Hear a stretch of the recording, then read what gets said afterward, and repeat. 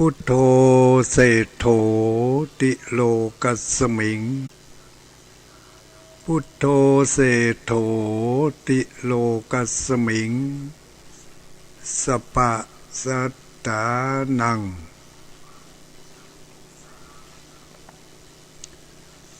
ขอความนอบน้อมแด่องค์สมเด็จพระสัมมาสัมพุทธเจ้าขอ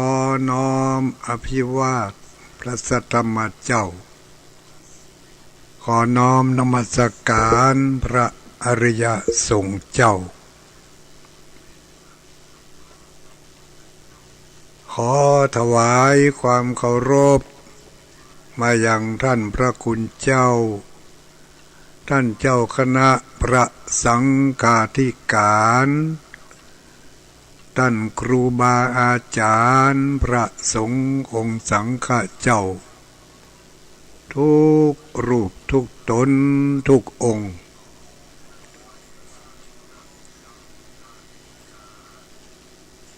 เจริญสุขเจริญพรสวัสดีญาติโยมพุทธบริษัท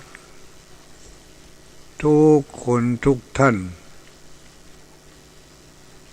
ที่เปิดเครื่องรับฟังอยู่ในเวลานี้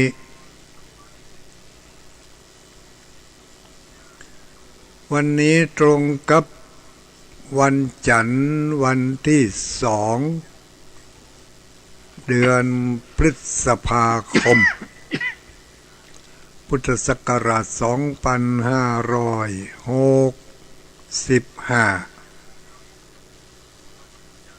กี่ค่ำแล้ววันนี้ลุงแก้ว2 ค่ำวันที่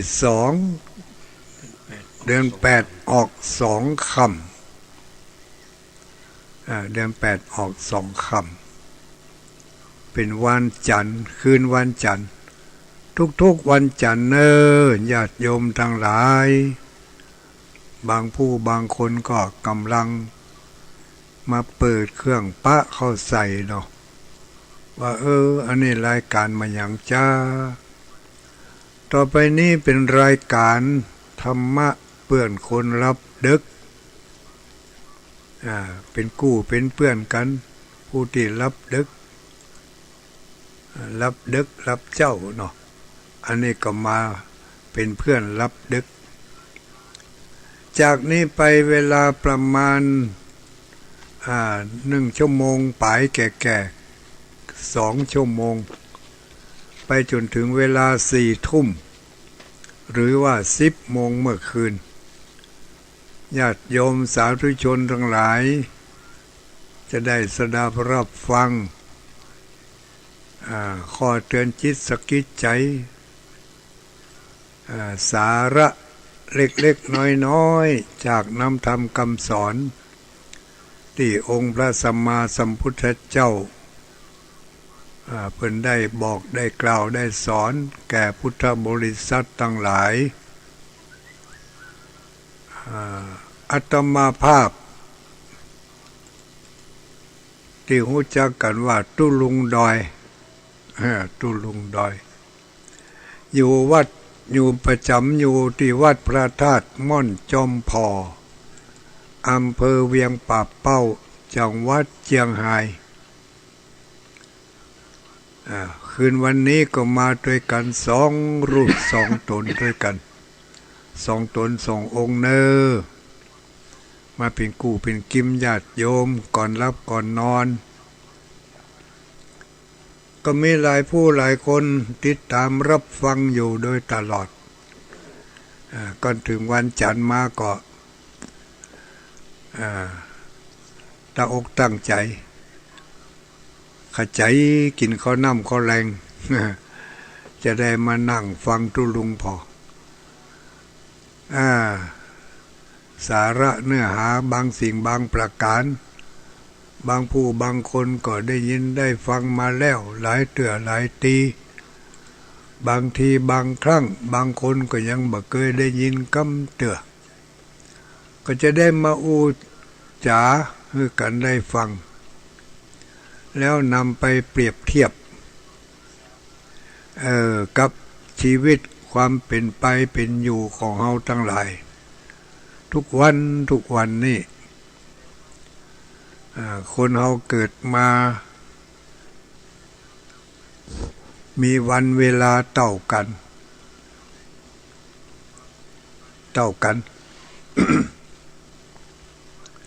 มาโหยเด้อมาระยะนี้เนี่ยวันอาจจะบ่เท่ากัน บางคนก็มีบางตีได้หันตะวันเหมือน5-6 ชั่วโมงบางตีหันตะวันเหี่ยชั่วโมงเดียวค่ำให้แล้วตีเพียงปะเป้าวันนี้นี่หันตะวันเหี่ยน้อยเดียวบัดทันได้กึ่งวันได้ตั้งแต่เจ้ามาหันตะวันเพื่อหันมาโปขวายโปแรงอันนี้ก็จะได้เรียกว่าหันตะวันบัดเท่ากัน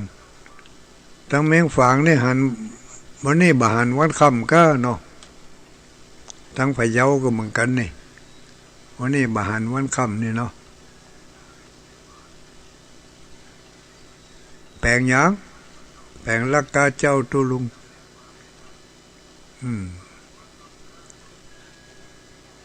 แปลงยังแปลงสลาก็ยังไม่ได้แปลงเลยเนอะที่ว่าวันมาต่อกันนั่นแต่ว่าเวลาเท่ากันนะเวลาเท่ากันเวลาเท่ากัน24 ชั่วโมงเหมือนกันจะเป็นคนยากคนจนคนร่ำคนรวยคนมีความสุขคนมีความทุกข์เวลาเท่ากัน24 ชั่วโมงแต่ว่าบางคนมีความสุข12 ชั่วโมงต่อ1 วันบางคนมีความสุขชั่วโมงเดียวแถม23 ชั่วโมงนั่นมีความทุกข์บางคนก็มีความสุข12 ชั่วโมงมีความทุกข์12 ชั่วโมงเวลาเท่ากันแต่ความสุขและความทุกข์ที่เราได้รับอาจจะแตกต่างกันไปอันนี้ลองไปคิดพอเนอะเป็นเพราะเหตุใดมันถึงเป็นอย่างนั้น ความสุขในที่นี้ไม่ได้หมายถึงว่ามีเงินทองใจเยอะๆมีทรัพย์สมบัตินักไม่ได้หมายถึงอย่างนั้นนะไม่ได้หมายถึงอย่างนั้นอันนั้นมันเป็นความสุขที่เรียกว่าเป็นความสุขที่เจือปนไปด้วยความทุกข์เนาะแต่ความสุขที่แท้จริงนั่นคือความสบายใจเบาใจโล่งใจมันจะมีระยะหนึ่งญาติโยมทั้งหลายจะมีโอกาสหนึ่งที่เขาสามารถทำใจได้เขาสามารถทำใจได้ทั้งที่สภาพแวดล้อมเขามันก็เหมือนกับกุเตือนั่นน่ะมีกินพ่องบ่มีกินพ่องเจ็บแข้งเจ็บขาปวดหัวโมตาเจ็บหลังเจ็บเอวโอดโอยแต่ว่าความทุกข์ยากลำบากเหล่านั้นมันบ่เข้าไปทำลายความสุขในใจของเขาได้มันบ่ไปแย่งความสุขของเขาได้เขามีความสุขอยู่มีความอบอุ่นมีความม่วนใจบางทีนี่ถึงกับเข้าใจว่าเขานี่เขาก็เป็นคนมีความสุขคนหนึ่ง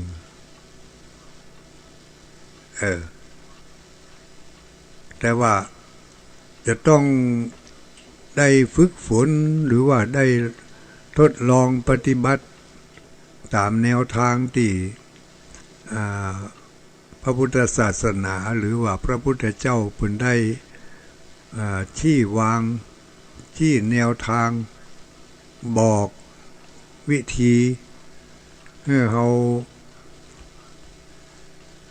ได้รับความสุขตามสมควรแก่การปฏิบัติคือเราทำใจศึกษาใจเรียนรู้ใจของตัวเก่าได้นักบกใดแล้วก็ฝึกหัดดัดจิตดัดใจดัดความรู้สึกบ่ไปโดยกระแสจนทำให้กลับอกกลับใจได้ยากเขาจะมีความสุขมีความม่วนมีความเพลิดเพลินอยู่กับการที่เขามีพระธรรมเป็นที่พึ่งพระธรรมอันนั้นก็คือที่เขาเนี่ยได้ทำได้เหมือนกับว่าเขาปลูกพืชชนิดใดชนิดหนึ่งเมื่อปลูกลงไปแล้วพอมันงอกออกหน่อออกใบขึ้นมาเขาก็มีความม่วนใจถ้ามันเฮือหน่วยเฮือผลเฮือดอกถ้าเป็นพืชดอกถ้ามันดอกมาจีกิงี้เขาก็ม่วนใจถ้าเขาปลูกพืชที่เป็นผลหันมันดอกเป็นจีเป็นหน่วยขึ้นมาก็ม่วนใจอันนั้นเขาได้ปลูกพืชปลูกไม้ภายนอกแต่ไม้ภายในที่เรียกว่าพระธรรมหรือคำสั่งคำสอนที่เพิ่นได้สั่งได้สอนเฮามาเนี่ยเฮาเคยเอามานั่งพอนั่งกึดพ่องก่อนนี่ว่าที่เฮาได้ได้เรียนมาได้ยินได้ฟังพระสงฆ์สังฆเจ้าเปิ้นอู้ให้เฮาฟังมาตั้งแต่เนิ่นบางคนก็ได้ฟังทางสถานีวิทยุฟังมาเบิ่นนะแกไอ้น่ะพฤติกรรมต่างๆเคยเปลี่ยนไปพ่องก่อนนี่ก็เหมือนก็เฮาได้สังเกตพอต้นไม้ที่เฮาปลูกลงไปเฮาปลูกต้นดอกชนิดหนึ่งคอยวันคอยคืนว่ามันจะผลิดอกออกจ่อมาให้เราได้หันพอเขาหันจ่อหันดอกเขาก็ม่วนใจข้อนี้ฉันใดเขาได้ปฏิบัติศีลปฏิบัติธรรมศีลให้ความสุขแก่เขาอย่างใดพ่องให้ประโยชน์แก่เขาอย่างใดทำให้ความสุขแก่เขาอย่างใดให้ประโยชน์แก่เขาอย่างใดพ่องนี้เขาเคยสังเกตก็เหมือนกับเขาปลูกต้นไม้ก็เขาปลูกต้นไม้เขาปลูกไม้ดอกเขาก็สังเกตว่ามันเหี่ยวไปถึงวันก็เหี่ยวไปเฉาไปในที่สุดก็แห้งตายไปเหรอหรือว่าเขาปลูกมันเขาประคบประงมมันน้ำมันนักเขาก็เฮือน้ำมันน้อยลงน้ำมันแห้งเขาก็เฮือน้ำมันดีนักขึ้นมันก็สามารถที่จะเฮือต้นเฮือผลเฮือดอกเฮือหน่วยแก่เขาได้ตามที่เขาต้องการตามกำลังความสามารถของเขาที่เขาจะดูแลใจใส่พืชต้นนั่นฉันใดพระธรรมคำสอนพระธรรมก็ดีศีลก็ดีธรรมก็ดีที่เขาได้รับมาได้ยินมาได้ฟังมาเนี่ยเพิ่งก็เหมือนกับเขาได้รับก้าไม้มาก้าดอกมาแล้วเขาก็เอามาดูแลปรับปรุงเอามาดูแลเลี้ยงดูใส่กระถางเปลี่ยนดินเปลี่ยนดินใส่ปุ๋ยมันบางงอกบางงามก็เปลี่ยนดินเปลี่ยนอย่างมันไปเปลี่ยนกระถางไปมันจะว่าพอมันดินแห้งก็ปล่อยให้มันแห้งเก๊กๆอยู่อย่างนั้นในที่สุดมันก็เหี่ยวไปเฉาไปตายไป ทุกคืนที่พระสงฆ์สังฆเจ้าได้มาทบทวนให้หมู่เฮาทั้งหลายนี่ก็เหมือนกับว่าพืชชนิดนี้บางทีมันบ่ชอบดินอย่างอีก็ลองเปลี่ยนดินให้มันพอหรอบางทีกาดินแท้ๆมันก็อาจจะบ่กินมันบ่มักมันอาจจะมักที่มีขุยบ่เป้าโดยพ้องกาอาจจะมีเศษไม้เศษตอกกาเศษวัสดุอย่างต่างๆที่มันเน่ามันผุมันพังพืชชนิดนี้อาจจะชอบดินชนิดนั้นพืชชนิดนั้นอาจจะชอบดินชนิดนี้ปุ๋ยที่ใส่ลงไปใส่นักลงไปก็แก้นปุ๋ยแทนที่จะตุ้ยปีดีงามเหี่ยวลงตายไปแฮะอันนี้ใส่บรรทุกจังหวะมันบรรทุกประมาณบรรทุ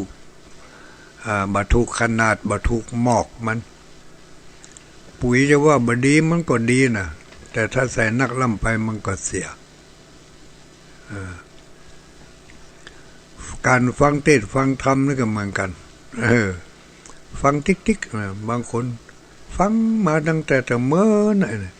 พอถามไปหน่อยเดี๋ยวหูเรื่องสักอย่างแสดงว่าเปิดเอาต้นไม้ไปเฮือต้นหนึ่งเอาไปละไว้หันไม่ได้ใส่ใจมันก็เลยบ่ออกหน่อออกผลให้เขาได้หันก็เลยก็ต้องมันทบทวนดูนำธรรมคำสอนเขาฟังไปคืนนี้เปิดให้เขาเนี่ยมันยังเขาก็ไปทดสอบใจของเขาพอ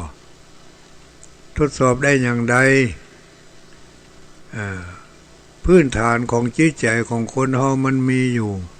1ความโลภ2ความโกรธ3ความหลงปีกย่อยของมันก็คือความอิจฉาริษยาปากเจ็บปากสวกเหล่านี้มันเป็นข้อปีกย่อยของกิเลสตัวใหญ่ๆทุกคนมันมีเหมือนกันหมดทุกเจ้าที่อู้นี่ยังมีนักเหตุด้วยแต่ก็เขาก็มาสำรวจพอว่าบางอย่างเขาน่าจะเอาขวางได้แล้วมันเป็นวัชพืชที่ขึ้นมาแย่งอาหา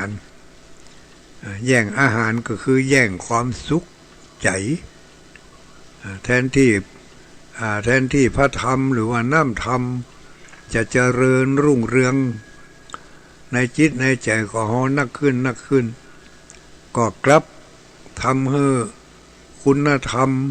ต่างๆที่เขาได้รับมานั่นหมุนเล่าเศร้าหมองไป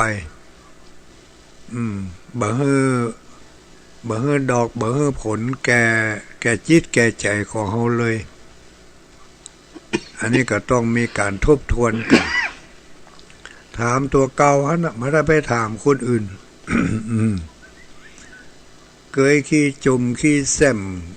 เกยขี้เล่าหน้าจาขวัญเปิ้นเกยอิจฉาริษยาเปิ้นมันเบาลงไปพ่อมก็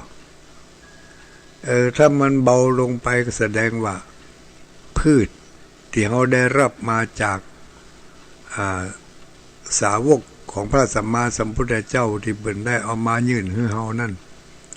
เฮาได้เลี้ยงดูอย่างถูกต้อง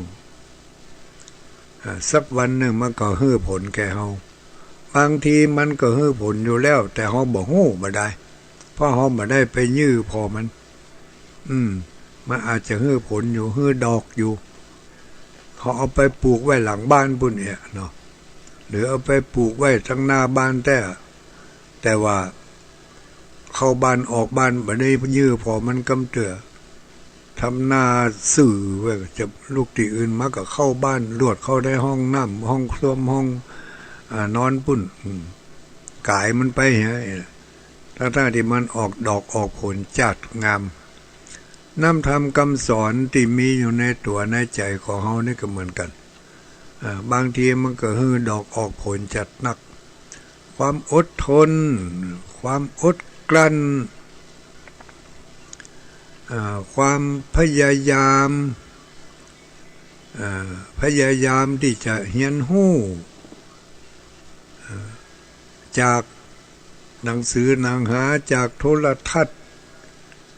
จากโทรศัพท์มาเดี๋ยวนี้มันมีทั้งโทรศัพท์ด้วยลูกนักให้ด้วยอย่างบางคนมาเดี๋ยวนี้ฟังพอตั้งโทรศัพท์นี่โทรศัพท์ก็คือคุณบางคนก็เอาวิทยุมาเปิดฟังพอป้าใส่ทุเจ้าฟังโฆษกรรมแล้วมันเป็นจะได้เห็นน่ะลองแต่งฟังพอแล้วเขาว่าทุเจ้าตัวนั้นน่ะเปิ้นอู้ดีนะเปิ้นอู้ดีเขาลองแต่งฟังพอสักหน่อยแล้วมาถ้าฟังแต่ก็แต่งฟังเอาพอแต่งฟังไปแล้วเขาทำใจให้เป็นกลางนะมาต้องไปฟังเจื่อเจื่อนักแต่มาได้บางทีก็หลงตาหลงตางหลงให้หลงเข้าดงป่าไม้แต่ว่าหลงได้เศร้าวันยังหู้จักปิกปอกสู่คืนหลังเอกเนาะหลงไปหลายวันยังปิกปอกได้หลงจิตหลงใจหลงคอหลงไส้จักปิกขึ้นมายากล้ำโอ้นี่ไผว่าไว้หมู่เลยจำมาได้ละ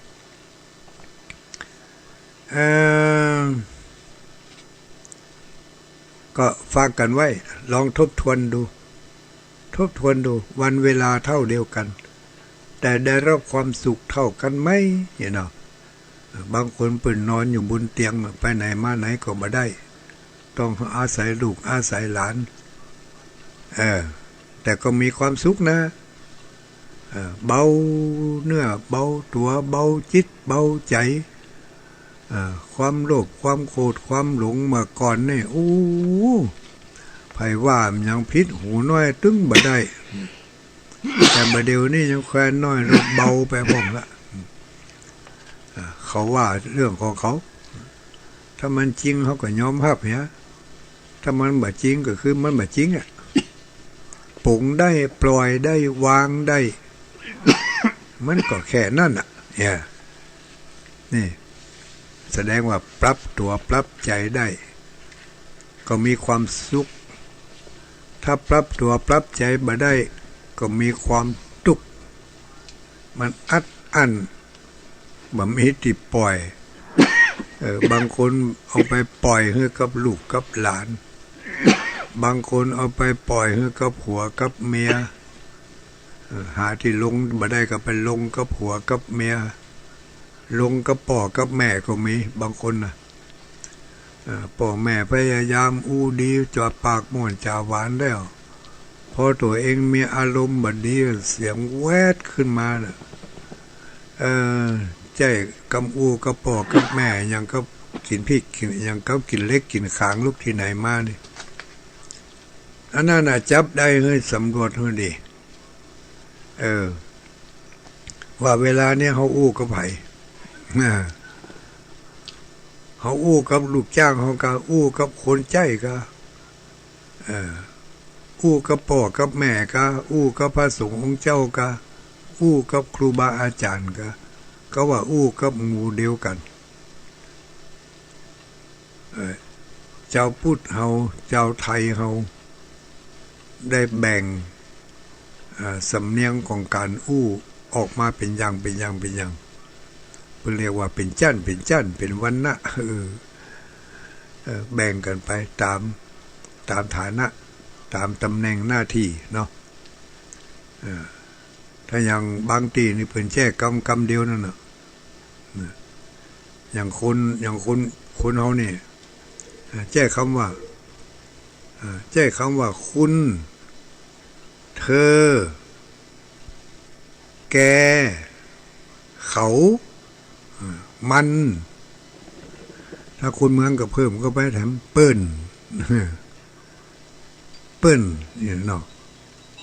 บางคนแจ้บ่จ้างนะบางคนแจ้บ่จ้างใจผิดมีนักด้วยน่ะแต่ก่อนก็เคยว่าไปอู้กับลูกกับเต้าถ้าเวลาไปอู้กับคนอื่นเนี่ย จะยกย่องลูกของตัวเองไปว่าเปิ้นนี่วะมาเดียวเปิ้นยังแค่น้อยลูกเรียนหนังสือก็เก่งหู้จักหน้าที่เขาลบพ่อเขาลบแม่มาละอย่างก็หู้จักฟังพ่องโอ้เปิ้นเป็นคนดีดีเฮหน้าที่ไปกับถ้าจะถ้าจะเอาพ่อเอาแม่มาอ้างว่าจะได้พ่อเฮาแม่เฮาแกเป็นคนบ่ใครดีนะเป็นคนขี้สวกนะเขาก็เป็นคนบ่ม่วนนะเอาเห็นแล้วไปแกใส่พ่อใส่แม่ไปเขาใส่พ่อใส่แม่เห็นแล้วร่างดีเปิ่นบ่เปิ่นร่างดีตันบ่ตันที่ไปห้องพอที่เปิ่นมีตำแหน่งหน้าที่มาบางสิ่งบางอย่างสมมติกันขึ้นมาเปิ่นแล้วก็ตันนี่เหรอเนี่ยแจ้ภาษามันจะอยู่ที่ใจถ้าใจมีอารมณ์แล้วมันก็บันดาลให้ใจกำอู้ชนิดนั่นออกมาบางทีก็เป็นกำอู้ที่ยกยอปอปั้นหรือว่ากะลิ่มกะเลียยกยอกันในคณะนั่นต่อหน้าต่อตาอีกก็มีหมู่เฮาทั้งหลายเนอะลองพิจารณาดูเฮาฟังธรรมเป็นการทบทวนเหมือนการพรวนดินใส่ปุ๋ยให้แก่ต้นไม้ของเฮาต้นไม้ก็คือต้นคุณธรรมต้นแห่งคุณธรรมเนาะทุกคนมีได้รับมาตั้งแต่หูกำคนปุ่นคุณพ่อคุณแม่เปิ้นสั่งเปิ้นสอนเปิ้นแนะนำปะทุเจ้าที่ไหนยกมือไหว้เหียกราบทุเจ้าเหียไหว้ทุเจ้าเหียปะปะอุ้ยไม่อุ้ยก็ไหว้ปะอุ้ยไม่อุ้ยเหียนี่เปิ้นฝังมาตั้งแต่เมินแล้วแต่มาระยะหลังๆนี่เฮาสักจะห่างๆไปมาเดี๋ยวนี้เราอ่อนหมอกสักพอปนแจ่มปฐมขึ้นไปแล้วมันบ่ใครไหว้ไผแล้วนะไหว้มาจ่างมันกระดากไปแล้วเพราะว่าสภาพแวดล้อมและสังคมมันมักจะเป็นไปอย่างนั้นบางคนมาขนาดมานั่งทุเจ้าตานขันเข้าพ่อมันไหว้แม่มันไหว้ลูกมันไหว้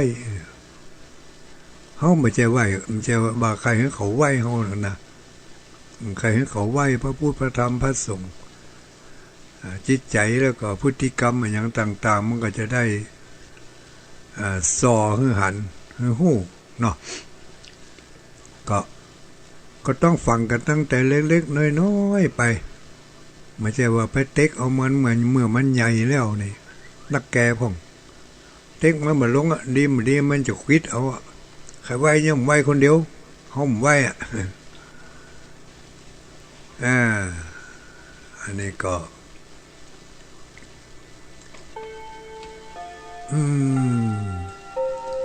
ฟังอยู่อนุโมทนาเนี่ยรับเหรอกะฟังอยู่เนอะอนุโมทนาอันนี้ก็ขอบคุณครับท่านอาจารย์ท่านพระครูสมุวิษณุวัดคอยควบคุม การออกอากาศอยู่ตลอดเนาะเห็นสัก10 นาที20 นาทีนี่บางสถานีเพิ่งก็จะตัดรายการจากรายการของธรรมะนี่ไปสู่ธรรมะรายการอื่นๆทั้งนี้และทั้งนั้นเป็นไปตามเวลาของเปิ้นบางทีก็เข้าสู่รายการเขาเรียกว่าอย่างไรผู้อุปถัมภ์รายการ5 นาที10 นาทีก็มาฟังทุกเจ้าต่อไปแถม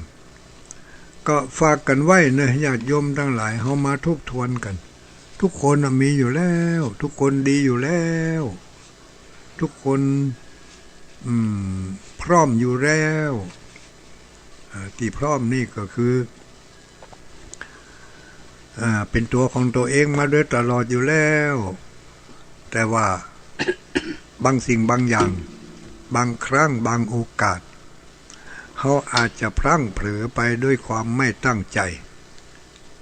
หรือพลั้งเผลอไปด้วยความรู้เท่าไม่ถึงการ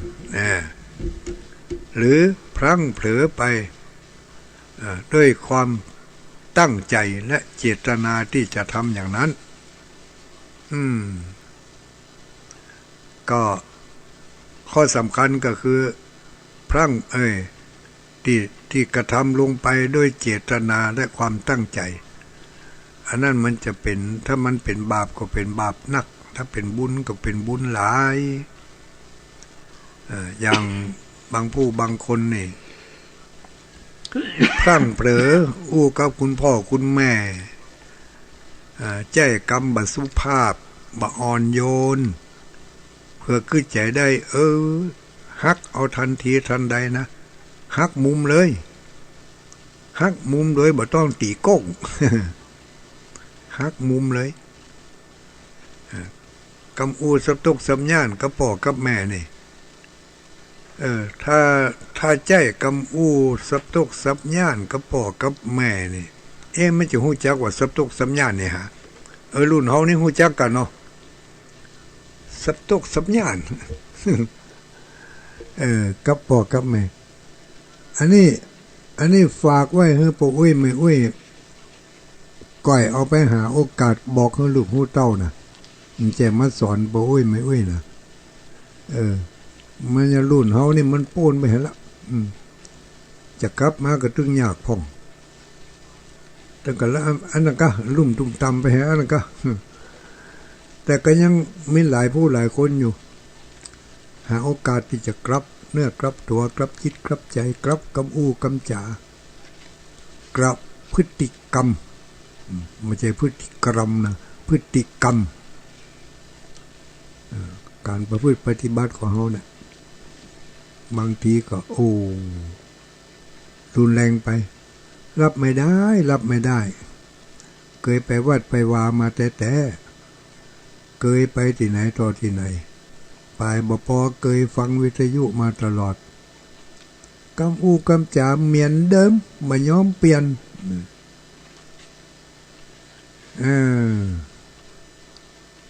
บางคนก็เปลี่ยนแต่เปลี่ยน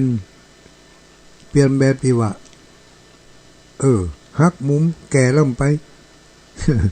มาได้90 องศาสักกำปิกเข้าหาตั้งปิกมาตั้งเก่าฮะมันก็หลายอันหลายอย่างอยู่เนาะคือใจพอเนอะ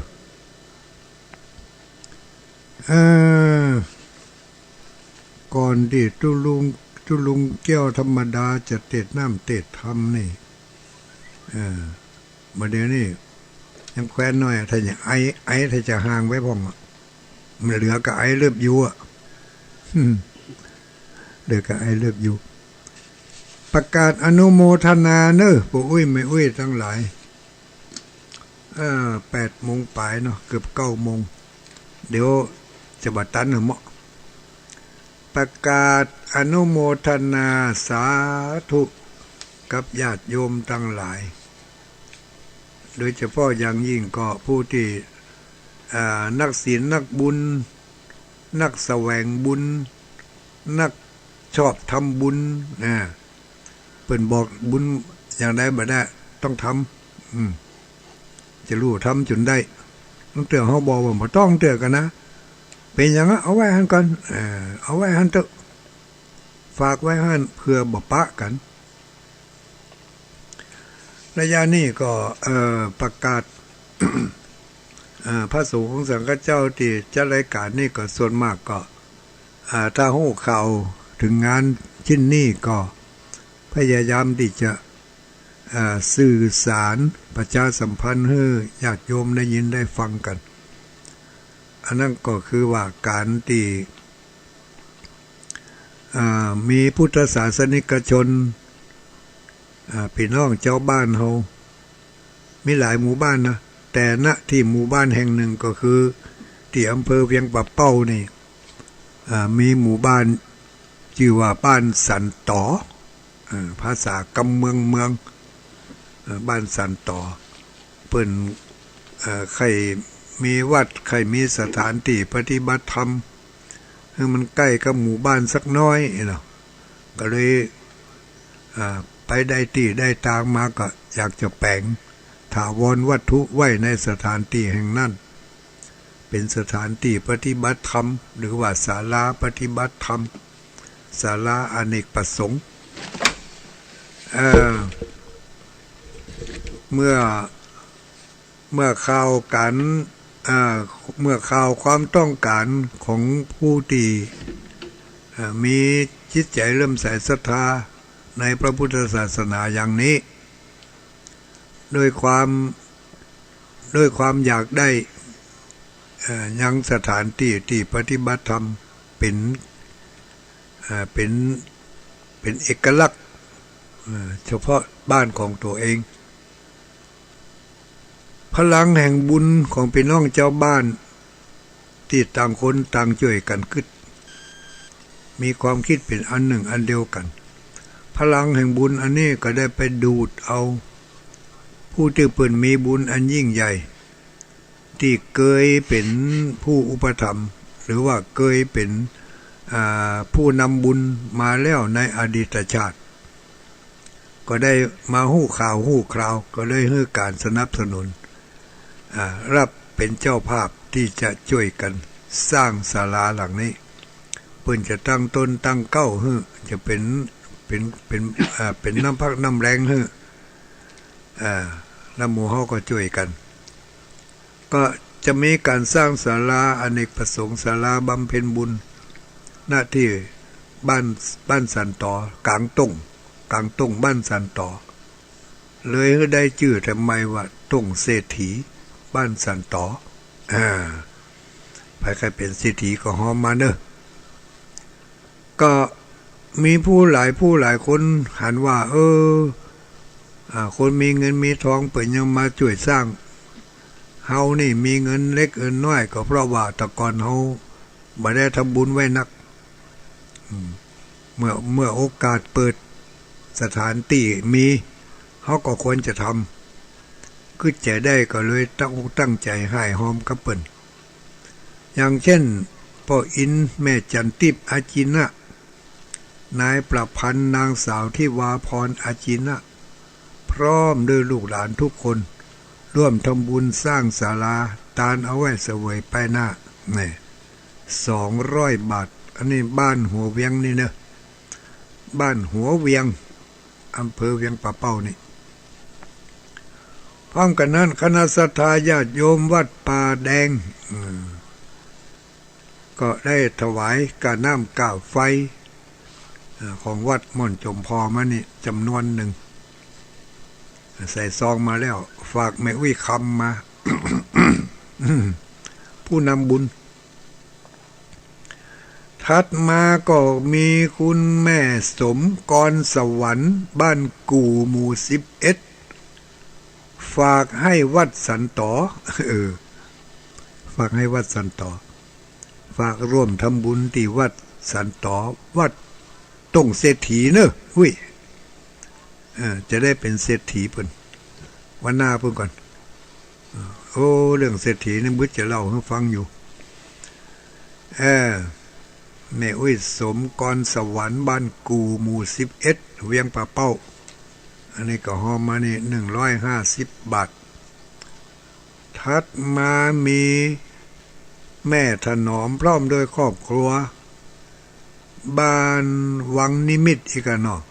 ห้องเคาะวังเหนืออันนี้ก็ร่วมทำบุญมานี่จะได้มหุ่นเด้อแม่หลวงพัดใจค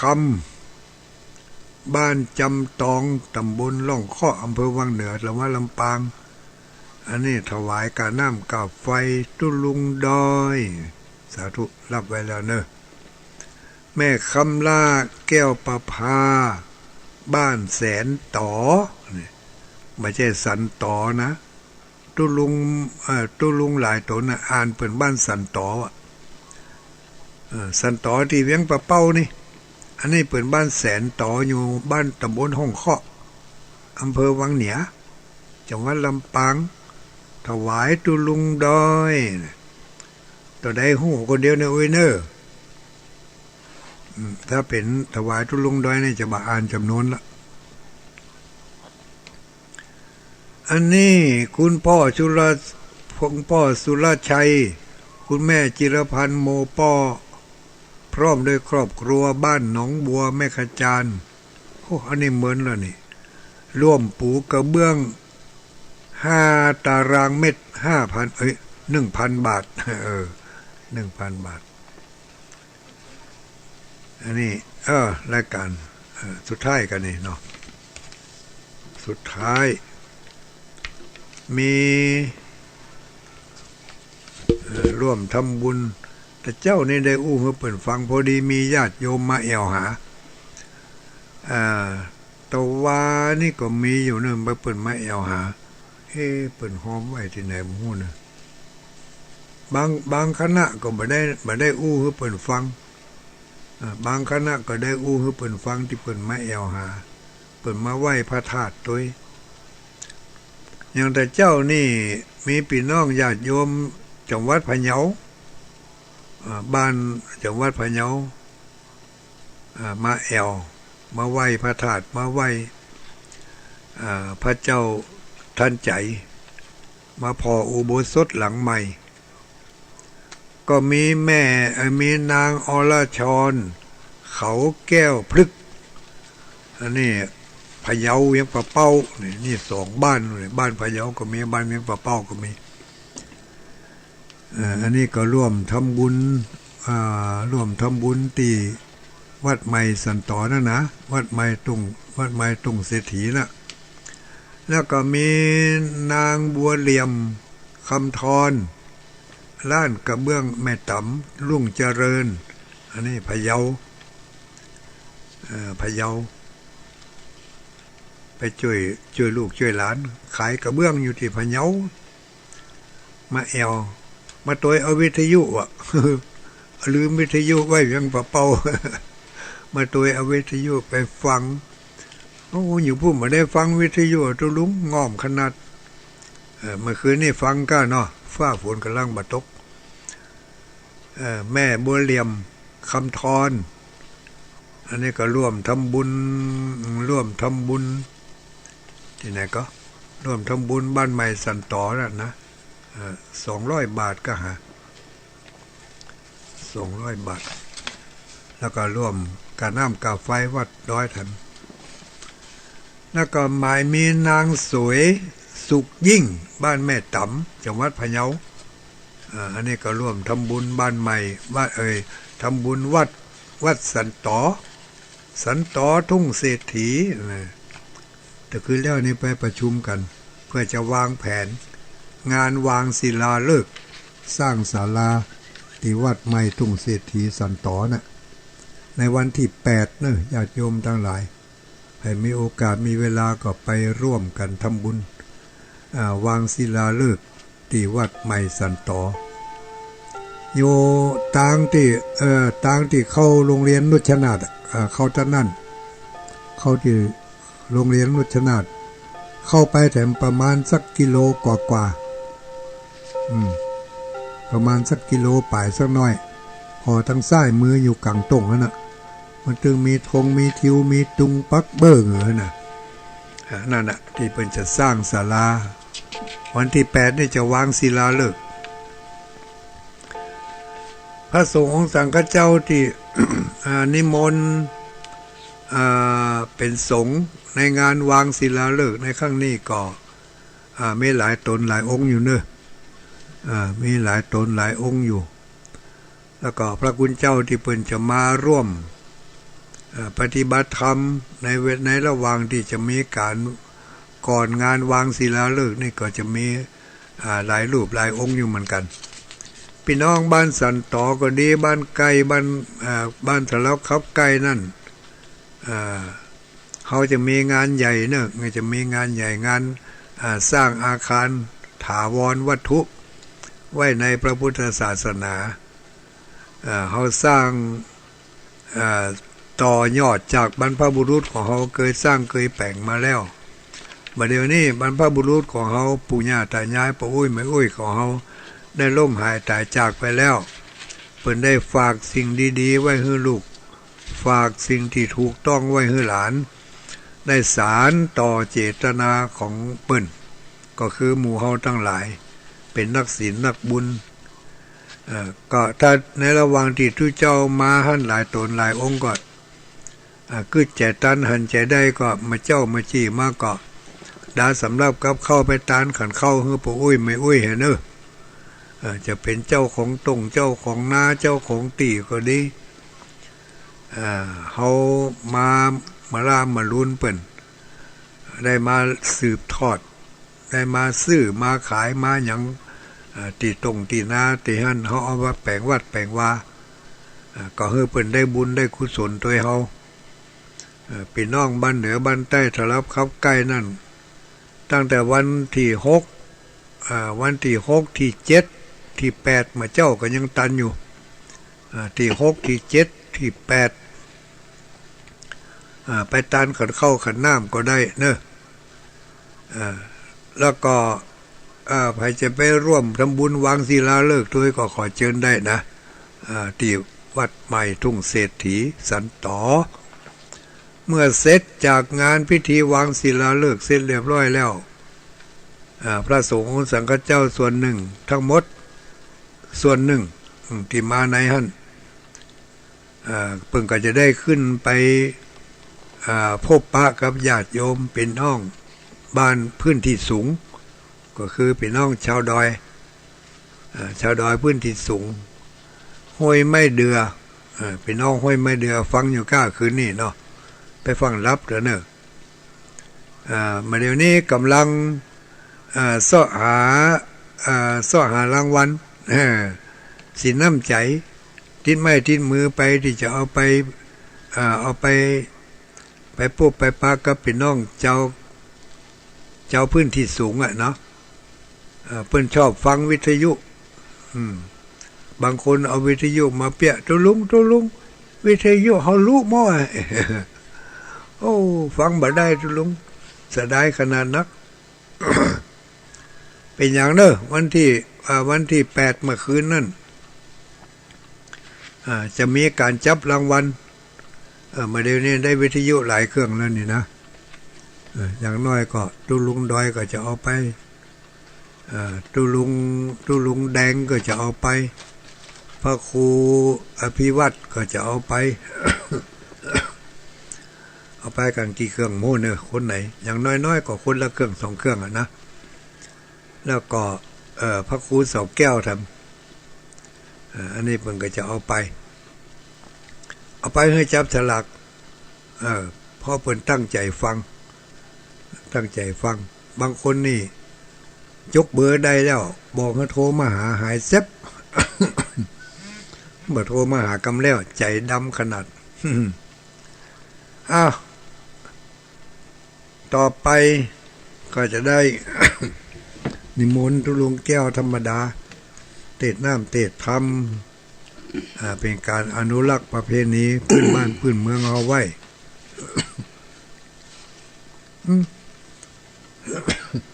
มาแต่นี่อย่างคันคอยุบตุลุงไก่ให้ย่างก็นิมนต์นะครับตุลุงเทศน้ำเทศธรรมคือศรัทธาญาติโยมได้ยินได้ฟังกัน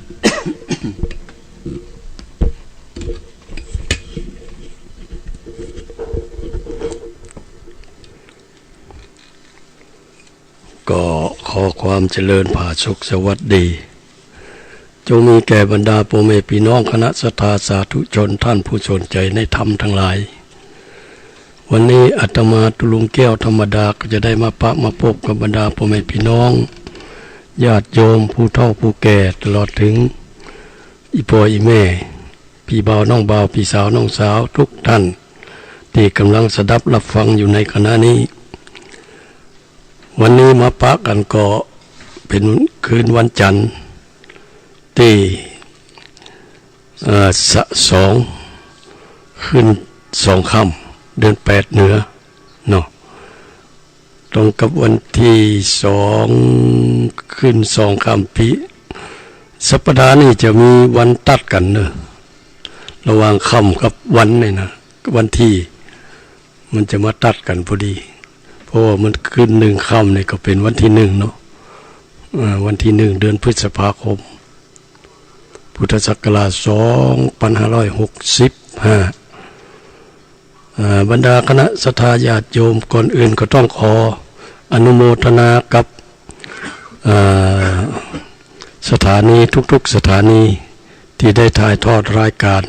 เพื่อนผู้นอนดึกนะคือทำเ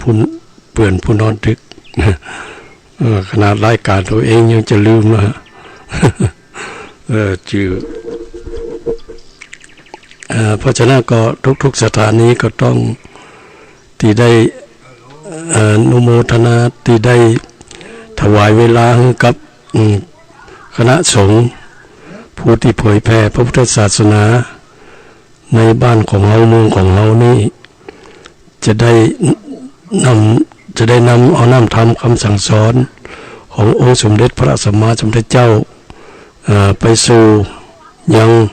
คณะศรัทธาญาติโยมทุกท่านได้สดับรับฟังกันเป็นที่เข้าใจกันว่าพระพุทธศาสนานั้นจะต้องถาวรและยั่งยืนต่อไปด้วยน้ำจิตน้ำใจอันประเสริฐของคณะศรัทธาญาติโยมทั้งหลายตลอดถึงผู้เฒ่าผู้แก่ถึงแม้ว่าจะหมดอายุไขของเราไปแต่จะต้องสืบทอดให้ถึงยังลูกเต้าเหล่าหลานของเราเพราะฉะนั้นลูกเต้าเหล่าหลานของเราจะสืบทอดได้ฉันใดก็ต้องอาศัยเรานี่แหละนะช่วยแนะนำช่วยนำพาเขาเข้าสู่วัดสู่วาสอนเสื่อมสอนให้เขาอยู่ในกฎเกณฑ์ของพระพุทธศาสนานำธรรมคำสั่งสอนขององค์สมเด็จพระสัมมาสัมพุทธเจ้าถึงแม้ว่าจะได้สักนิดสักน้อยก็ยังดีเพราะจะได้ละอ่อนมันก็เหมือนผ้าขาวแหละถ้าเขาจะปั้มอย่างลงไปก็ปั้มสีอย่างลงไปมันก็จะเป็นสีนั่นนะเพราะฉะนั้นก็ผ้าขาวชุดผืนนี้จึงเป็นลูกเป็นหลานของเขาจะต้องปั้มสิ่งที่ดีๆสีที่สดใสสีที่ส่อถึงคุณงามความดีนะกับเขาเพราะฉะนั้นวันนี้อาตมาก็จะได้มาธรรมเทศนาเรื่องโอวาทมนุษยศาสนีต่อจากคราวที่แล้วเนาะ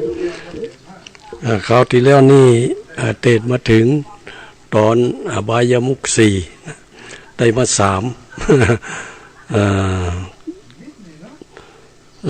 ตอนที่แล้วก็มาถึงตอนที่เล่นการพนันอันยังต่างๆย่อมนำพาถึงความสิบหายอันยังต่างๆมาสู่เราวันนี้จะได้นำเอาเรื่องสุราเมลัย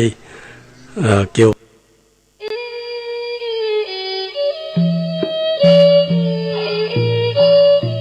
ขอเชิญพุทธศาสนิกชนร่วมพิธีวางศิลาฤกษ์สร้างศาลาการประเรียนทุ่งเศรษฐีและวางศิลาฤกษ์ณสถานปฏิบัติธรรมทุ่งเศรษฐีกำหนดการวันที่6ถึงวันที่7พฤษภาคม2565เริ่มเตรียมสถานที่วันที่8พฤษภาคม2565วันขึ้น8ค่ำเดือน8เหนือเวลา8 นาฬิกาถึง 12 นาฬิกาญาติโยมบูชาแผ่นดวงฤกษ์ทำบุญตามอัธยาศัยเวลา 13 นาฬิกา30 นาทีพระสงฆ์เจริญพระพุทธมนต์เวลา 14 นาฬิกา39 นาทีเริ่มประกอบพิธีวางศิลาฤกษ์สร้างศาลาการประเรียนจึงขอเชิญชวนผู้ใจบุญทุกท่านร่วมพิธีวางศิลาฤกษ์สร้างศาลาการประเรียนทุ่งเศรษฐีบ้านสันต่อตำบลบ้านโป่งอำเภอเวียงป่าเป้าจังหวัดเชียงรายนำโดยพระครูอภิวัตวิกรมพระอาจารย์บรรยงอภิวัฒโนพร้อมเจ้าภาพและศรัทธาบ้านสันต่อท่านที่ต้องการร่วมเป็นเจ้าภาพโรงทานอาหารน้ำดื่มติดต่อพ่อหลวงประดิษฐ์สาคำ062 478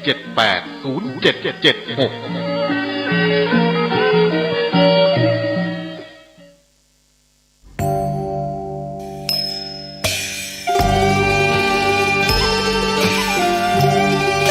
เนื่องในวันคล้ายวันกำเนิดครูบาเจ้าศรีวิชัยและครบรอบ144ปีในวันเสาร์ที่11มิถุนายน2565นี้มูลนิธิครูบาศรีวิชัยจังหวัดเชียงใหม่ขอเชิญชวนชายไทยผู้เลื่อมใสในพระพุทธศาสนาและศรัทธาครูบาเจ้าศรีวิชัยสมัครอุปสมบทเป็นพระภิกษุจำนวน9รูปเป็นเวลา9วันเพื่อเป็นสิริมงคลแก่ตนเองและครอบครัวเป็นรุ่นที่23รุ่นเสริมสรรพมงคลอุปสมบทณวัดพระสิงห์วรมหาวิหารแล้วเข้าไปฝึกปฏิบัติวิปัสสนากรรมฐานที่วัดร่ำเปิงตะโปธารามผู้สมัครจะต้องมีอายุ20ปีบริบูรณ์ขึ้นไปไม่เกิน45ปีไม่เคยอุปสมบทเป็นพระภิกษุมาก่อนต้องเข้าฝึกต้องจำคำขออุปสมบทได้ไม่น้อยกว่า4ครั้งและต้องอุปสมบทได้ครบ9วันไม่ต้องมีรอยสักที่อาจทำให้เสียภาพลักษณ์ของพระภิกษุสงฆ์ผู้อุปสมบทไม่ต้องเสียค่าใช้จ่ายใดๆแต่อาจจะร่วมบริจาคตามแต่จะมีจิตศรัทธาได้ผู้สนใจสอบถามรายละเอียดและสมัครโดยตรงที่พระครูวินัยธรชัชวาลชวนะปัญโยผู้ช่วยเจ้าอาวาสวัดพระสิงห์วรมหาวิหารโทร0818828129หรือที่นายพยูนมีทองคำประธานกรรมการมูลนิธิโทร0897007939ตั้งแต่บัดนี้จนถึงวันศุกร์ที่13พฤษภาคม2565นี้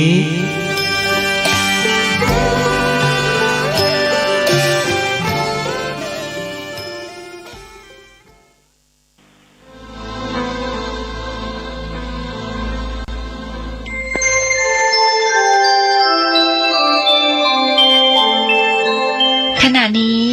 ท่านกำลังฟังสถานีวิทยุกระจายเสียง FM 104.5 เมกะเฮิรตซ์ขอความนอบน้อมจงมีแด่พระรัตนตรัยเจ้า3ประการพระรัตนตรัยองค์ที่หนึ่งคือพระพุทธเจ้า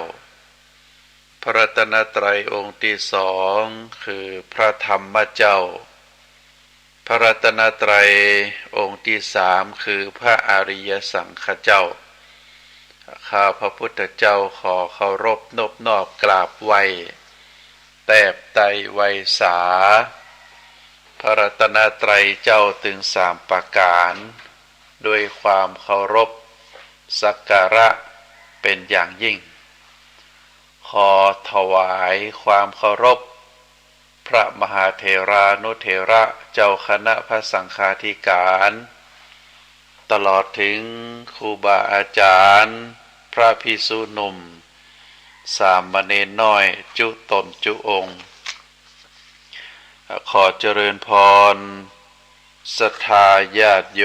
มนักศีลนักบุญทั้งหลายในโอกาสต่อจากนี้ไปอาตมาภาพพระครูปริยัติกิจจาภิวัตร สำนักวัดพระสิงห์ อำเภอเมืองจังหวัดเชียงใหม่ก็ขอนำรายการสุขใจเป็นรายการที่จัดขึ้นในวันจันทร์ทุกวันจันทร์เวลา3 ทุ่มถึง4 ทุ่มโดยประมาณ รายการสุขใจก็เป็นรายการที่จะได้น้อมนำเอาสารธรรมคติธรรมตลอดถึงเรื่องราวต่างๆที่เป็นชาดกธรรมตัวอย่างคือมามอบเป็นธรรมบรรณาการก่อนรับก่อนนอนคือศรัทธาญาติโยมที่ได้รับฟังแล้วถือว่าได้มอบอาหารใจคือท่านทั้งหลายอันก่อคือเกิดปัญญาปารมีธรรมน้อมนำไปประพฤติปฏิบัติในทางที่ถูกต้อง ก็จะเกิดความสุข อันเป็นความสุขถึงความสุขกายสุขใจอันนี้เป็นเป้าหมายของการจัดรายการสุขใจทุกคืนวันจันทร์ก่อนอื่นนั้นก็ต้องขออนุโมทนาขอบคุณท่านผู้อำนวยการสถานีวิทยุคลื่นเป็นคลื่นเพื่อการศึกษาพระพุทธศาสนาและวัฒนธรรมถ่ายทอดจากวัดฝายหินตำบลสุเทพอำเภอเมืองจังหวัดเชียงใหม่ภายใต้การกำกับดูแลของท่านพระครูสมุวิสุการสถานีตลอดถึงเจ้าการสถานีตลอดถึงเจ้าหน้าที่ทุกฝ่ายทุกแผนกที่ทำให้เสียงของอาตมาภาพในฐานะผู้จัดรายการได้ไปถึงศรัทธาญาติโยมนักศีลนักบุญที่กำลังรับฟังราย